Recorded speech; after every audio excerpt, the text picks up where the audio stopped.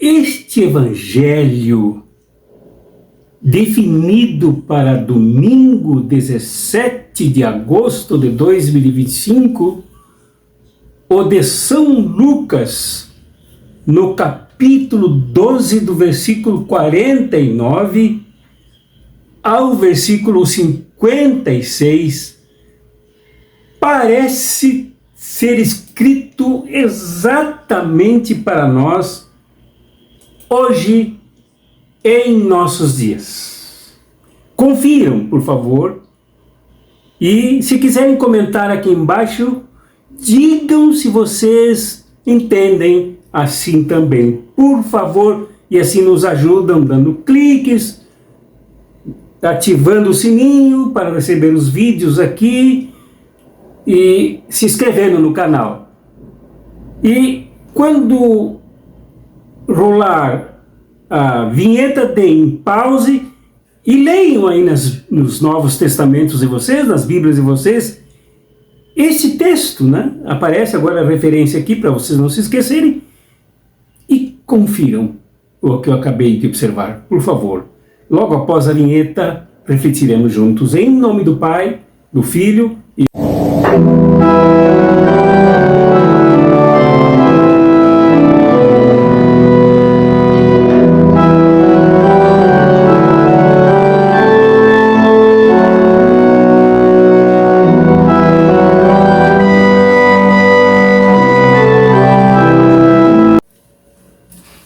Eu participo de muitos grupos no WhatsApp, mas tem um do qual eu me retirei, um ecumênico com vários bispos, padres, enfim. Me retirei por causa de uma maneira de um determinado bispo, respeitarei os nomes aqui, não citarei o seu,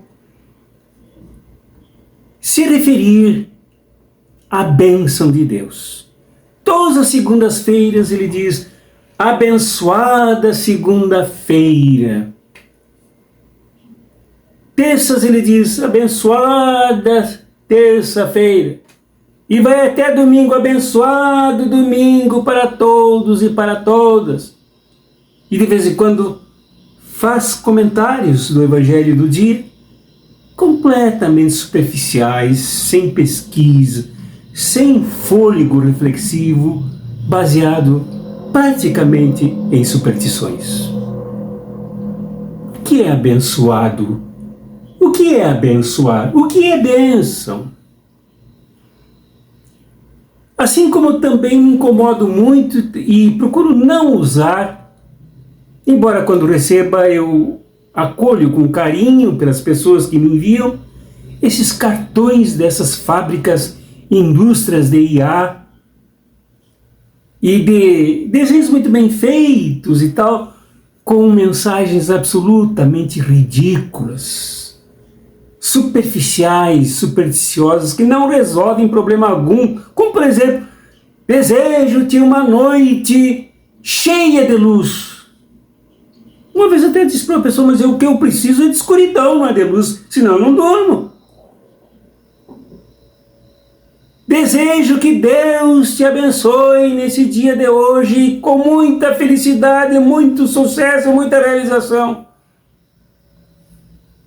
Sem analisar nada, sem levantar como a situação se apresenta e como se viver no meio da situação, como se Deus fosse abençoar, arrancando todos os males, todas as injustiças, todas as brutalidades das relações das pessoas, para que somente aquela abençoada se livrasse de todos os males.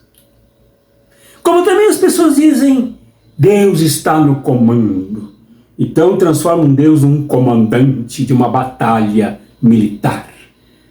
E Deus, comandante, passa a comandar a felicidade, a proteção e a prosperidade para aquele que ele comanda. E os outros? E a humanidade? E o país? E os trabalhadores e as trabalhadoras? Nada, nenhuma análise sobre isso. Deus vá contigo, como se este mantra resolvesse tudo na vida da pessoa para quem se diz e que ela acerte em tudo, dê tudo certo, que todos se dobrem em reverências, em alegrias, em canduras românticas para esta pessoa.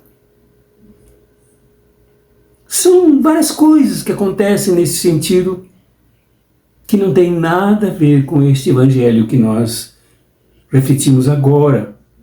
Nada a ver com Jesus. Nada a se relacionar com o próprio Deus. Pai que manda o Filho. Nada, absolutamente nada.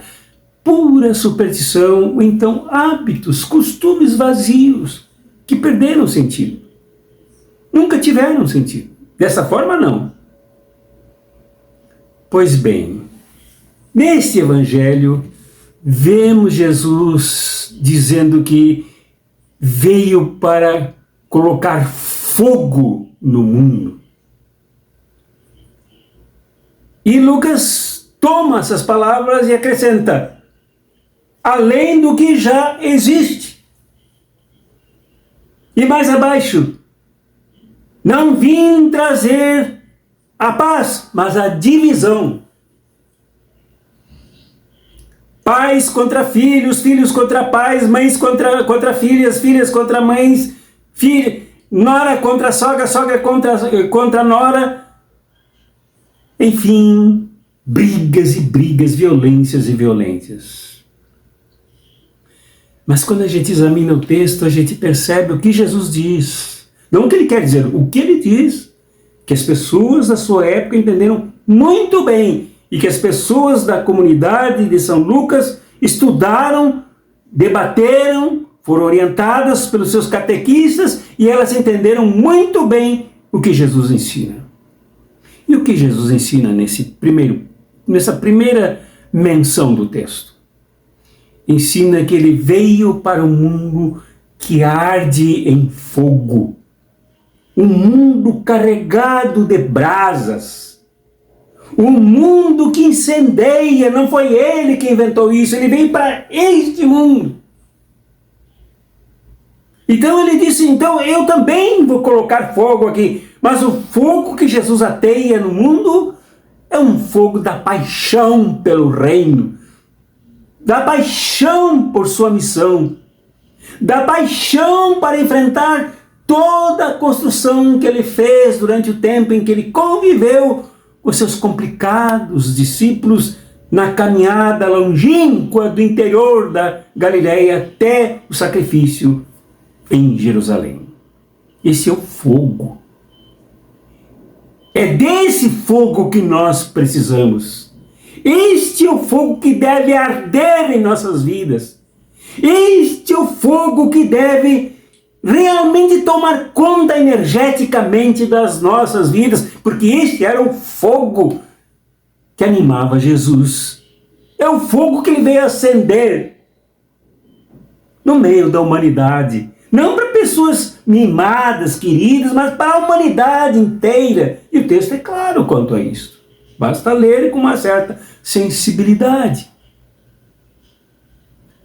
E quanto à divisão, Jesus ensinou, de acordo com o que fala São Lucas, escreve para a sua comunidade, que Jesus não veio trazer a paz, mas a divisão, porque a divisão já existia. E é bem claro isso, tanto que não fala nem o pai aqui. Mãe contra filha, filha contra mãe, esposo contra sogra e assim por diante. Porque a maioria dos homens já morreu, já tinha sido eliminada pelas guerras, pelas violências, pelas ocupações militares de Roma. Então já havia a divisão. E a divisão que Jesus criaria é exatamente aquela que polarizaria em torno dele, da sua mensagem, da sua proposta, do seu reino, mais pessoas que seriam contra essas pessoas, e essas pessoas sairiam daquele outro mundo de divisão e de chamas que ardem, destroem, queimam, para o mundo de Jesus. Portanto, seria um outro grupo novo aqui, uma outra comunidade nova aqui, que chega a ser uma divisão, porque as outras são contra. Outras brigarão nas suas famílias porque alguns aderiram a Jesus, se converteram ao seu reino, e elas então brigariam por causa do significado disso, em termos de que deixariam de adorar o Deus César, deixariam de adorar o Deus do templo de Jerusalém, cheio de legalismos, de perseguição, Deus terror, para seguir o Jesus Salvador, o Jesus Libertador, o Jesus Recriador da humanidade. Então isso criaria dissensões, divisões, brigas, desentendimentos. Mas isso já existia. Este ambiente era dominante. E finalmente ele diz que ele teria que passar pelo batismo, receber o batismo, e ele se apressava para que esse batismo chegasse de uma vez. O batismo é a cruz. Isto é, Jesus tinha uma clareza da missão dele, onde ele pessoalmente, organicamente, corporalmente ia parar. Ele sabia disso, Jesus era dotado de todas as informações. E ele se dirigia para esse batismo da morte. Um batismo que significaria depois a Páscoa da sua missão do outro lado, com esses discípulos que precisavam aprender com ele. Mas, para concluir, Jesus ainda levantou uma outra questão que a gente precisa dar atenção a ela. Primeiro ele falou com seus discípulos sobre o fogo na terra, o fogo no planeta, sobre o batismo pelo qual ele anunciava, porque a percepção, a dor da espera de tudo que viria é tão terrível quanto o que veio, que nós sabemos o que é. E ele ainda criticou, ele se dirigiu à multidão e criticou a multidão. Isso é muito importante, hein? Criticou o povo, criticou as massas que se reuniam com ele. Ele disse: olha, vocês sabem quando choverá, basta vir uma nuvem para lá e vocês sabem que vem chuva. Vocês sabem quando virá seca, quando não choverá. Vocês sabem tudo sobre o tempo, sobre o clima. Mas hipócritas, vocês são hipócritas porque não conseguem entender este tempo.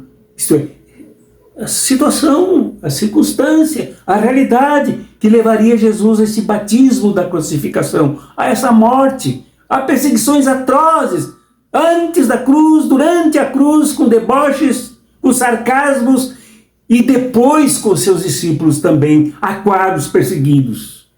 As pessoas não sabiam ler a realidade. Hipócritas. Esta é uma observação importante. Primeiro, quanto à crítica ao povo. Tem gente que tem medo de criticar o povo para o próprio povo. Tem gente que usa o povo com a sua ignorância. Esse povo que muitas vezes, como naquele tempo, sabia quando ia chover, hoje não se sabe mais. Sabia quando faria seca, quando não choveria, hoje não se sabe mais. Saberia quando vinha um frio, hoje não se sabe mais. Mas o povo sabe tudo de futebol, sabe tudo dos dramas das novelas, dos personagens das novelas, o que acontecerá, a espera pelo que acontecerá no outro dia. O povo sabe tudo sobre IA, o povo sabe tudo sobre redes sociais, mecanicamente, a dinâmica tecnológica das redes sociais, mas nada sobre a realidade, e não quer saber. Vira a cara quando alguém quer trabalhar a sua consciência. O povo, inclusive, por causa desse vazio do não saber, do não analisar, do não perceber o que se passa de forma crítica, o povo, volta e meia, se dirige às multidões atrás de aventureiros, baderneiros, destrutivos, malignos, satânicos. Um povo que, como mostra São Marcos e São Lucas, é capaz de gritar para aquele contra aquele a quem seguiu, por quem se orientou, aquele de cujas mãos recebeu o pão, recebeu os peixes compartilhados, é capaz de gritar depois, num outro momento, crucifica-o, crucifica-o. Isto é, o povo, muitas vezes, na sua hipocrisia, na sua imbecilidade, no seu vazio, se compara a uma esponja que suga, se incorpora de todos os micróbios, todos os vermes, toda a sujeira do ambiente, encharcada, ela passada noutra coisa, como num prato, ela suja tudo.